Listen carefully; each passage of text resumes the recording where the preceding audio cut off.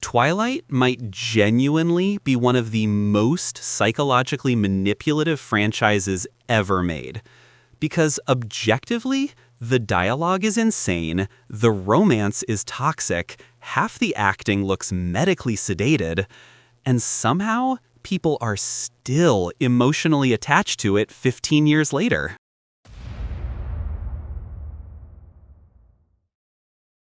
No, seriously.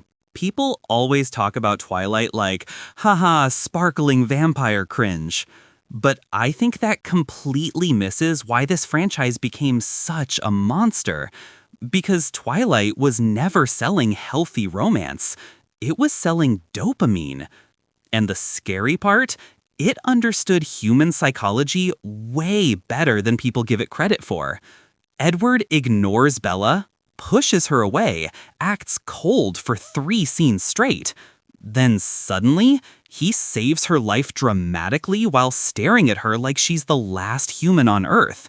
That emotional whiplash is literally addictive, psychologically. It's called intermittent reinforcement. Same reason slot machines work.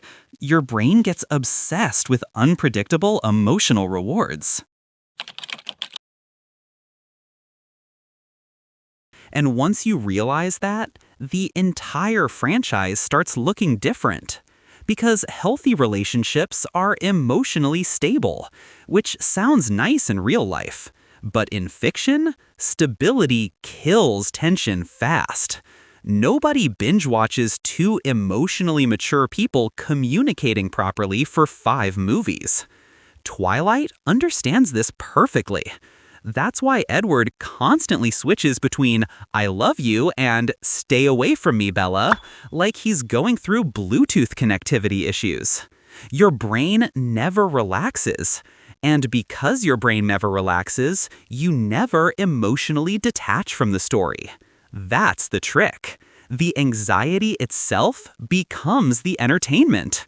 And honestly, that's not even the craziest part. Because Bella Swan might secretly be the most important part of the entire psychological formula.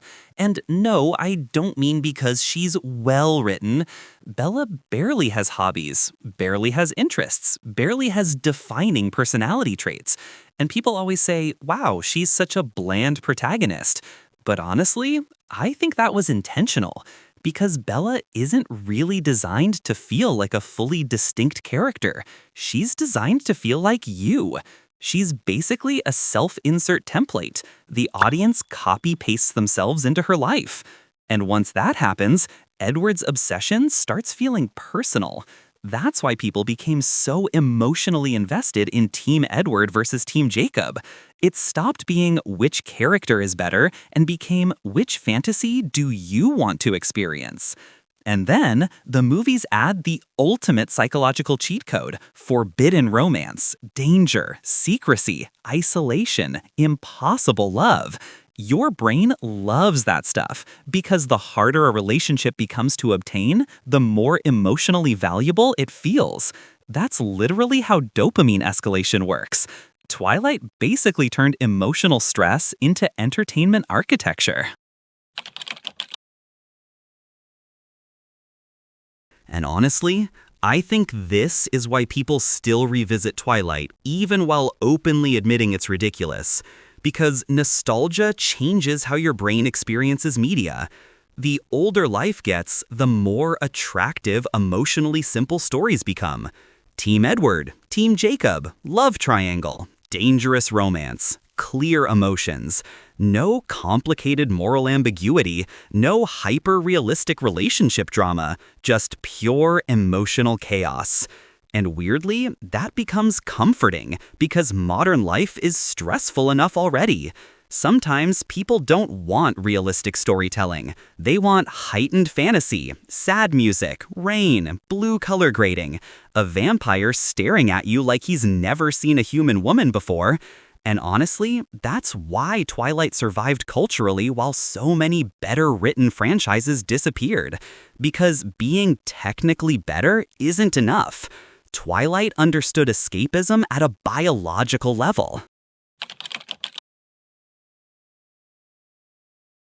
And the funniest part? People still call Twilight a guilty pleasure. But honestly, I don't even think audiences were manipulated accidentally.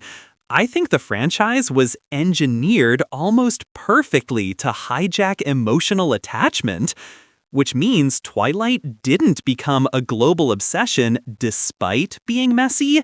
It became a global obsession because it was messy. But what do you think?